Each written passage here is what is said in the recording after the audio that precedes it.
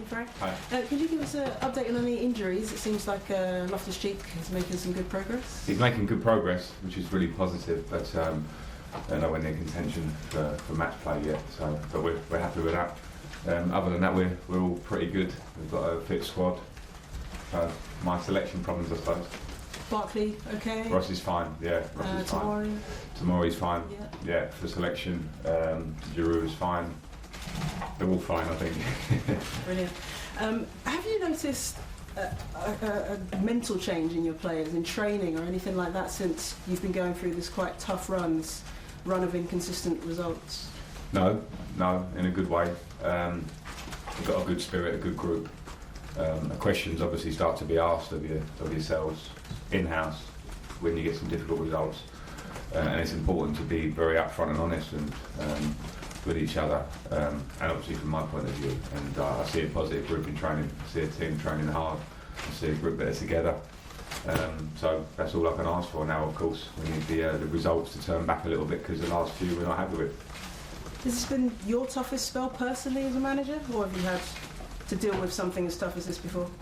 I had it last year, and I think every manager has it to a degree. Maybe not Jurgen Klopp for a long time, but pretty much everybody else, because it's the nature of the Premier League, the nature of what we're in. So there's been some real positives, and I think it's very important not to get caught up in the negatives of a few difficult results, because we've qualified for the next stage of the Champions League. We're in full position, which I don't think many people would have given us that coming towards Christmas. So, of course, at the moment we know we can do better in recent games, but I think the big picture is we need to be confident and positive and keep moving forward. You've already said that you want to strengthen the team in January, particularly in the creative role left by Eden Hazard. Is there any other areas that you think you might focus on in January? Only areas that are in my head and discussions we have in-house, so until January starts we won't get too far with that, but and things that I see I'm not going to divulge in public now. What's the most important thing is Tottenham and the games in the interim. Yeah, and speaking of Tottenham, when Spurs play Chelsea, it's always a massive match, always a fiery match, but does it have an extra special touch for you being against your old boss? Yeah, I suppose so. I'm happy to go up against Jose, because I think for me to play under him as a player, and it was a big influence on my career. To go up against him last year for Derby against Manchester United was a big deal for me, and that remains. I'll always have respect for him for that side of it. The bigger thing is Chelsea-Tottenham, and what that rivalry means, what it should mean to our players and us, because that's the beauty of football. Is rivalries, is what you feel about your club, and what our fans will demand on Sunday is that we show on the pitch what they feel watching the game, which is absolute passion to win the game. And just a word on Arteta. It looks like he's obviously off to Arsenal, and Carlo Ancelotti to Everton.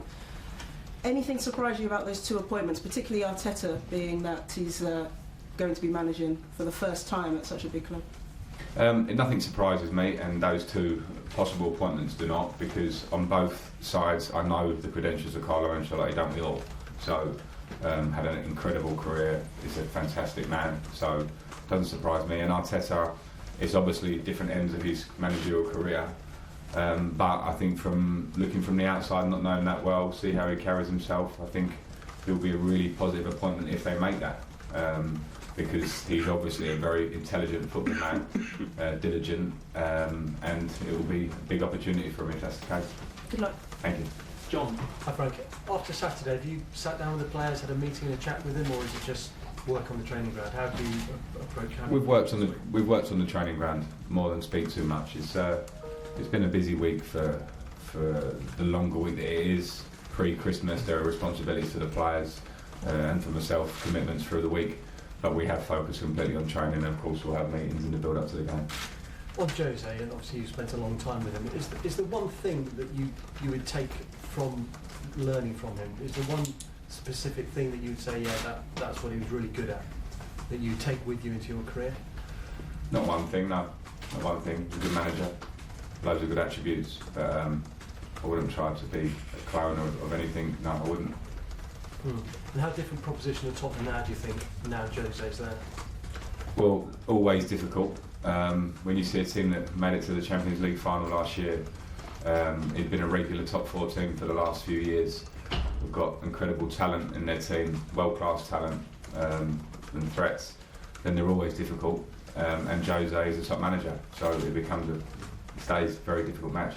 You've had some good performances away from home. The away record is slightly better than the home one this season. In a way, you're a bit more comfortable at the moment playing away? Possibly, and that's something we need to address. And we can talk about that maybe pre-Southampton, but away from home we've got good results. But I don't think it's always home or away the issue. It's more maybe type of game as well, because we've played a lot of games recently. Teams are defending against us. We haven't been able to break them down or take our chances. And then we've conceded the occasional goal, which has turned the game against us. So you would expect Tottenham will be a different animal. You have to take each game as it is, at face value, with the players they have and the threats they have and their home crowd behind them. We might see a slightly different match. Yeah, and as we approach Christmas, from what you were just saying there, you actually think maybe you're slightly ahead of where you thought you might be? I didn't make expectations on positions. I was talking more really about what I felt and what I heard from the outside about what people expected of us because of the ban and because of the players we lost. So my expectations are always pretty much week to week, can we win the next game? And just finally, any memorable moments for you from Chelsea-Tottenham games? Yeah. Listen, we had a lot of good moments and also a couple of bad ones, and they always stick in your mind sometimes as much, but they are not important on Sunday. My moments or memories from yesteryear, what's important is what we do on the pitch. Frank, I hear a lot of coaches talk about lack of training time at this time of year, playing virtually every 3 days. How valuable has this week been to maybe have a little bit more time to focus on certain things tactically? Yeah, well, it feels valuable for that. And in the beginning of the week, it was some much needed rest, because I don't like to call upon tiredness as an excuse, but I think the last performance at home, where we didn't show the edge that we normally have been showing in terms of chance creation, we could maybe look at a bit of tiredness, so that was important. And then the chance to work has been important. Yeah, it's been a long time since we've had a week to work out here, which means you can do things more physical, more active. So it feels valuable at the moment, and we'll see. And also, since your time as a player, the Chelsea-Spurs rivalry has sort of shifted in terms of results a little bit. Away games used to be a lot better for Chelsea than maybe they are. It's a bit more even. How do you feel that the rivalry sits now, and do you feel maybe Chelsea have responsibility to try and reassert themselves against Tottenham? No, I think it should be relatively even. When you look at the clubs, and when you look at in the last, I mentioned the last 4 years, it's where the last 2 or 3 where Chelsea and Tottenham have both been fighting out to try and get into the top 4, and because they had a fantastic manager in Pochettino who built an incredible team with some young talent and players brought in and an idea, and that made them a big challenge, not just for Chelsea but for every team in the Premier League. We've seen that, so I don't think it's about who gets the heads up on each other. It's going to always be a competitive fixture. Okay, I'll finish the podcast with Martin.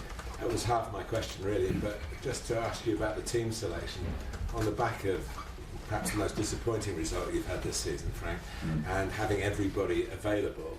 Is this going to be one of the hardest team selections for you since you've come to the club?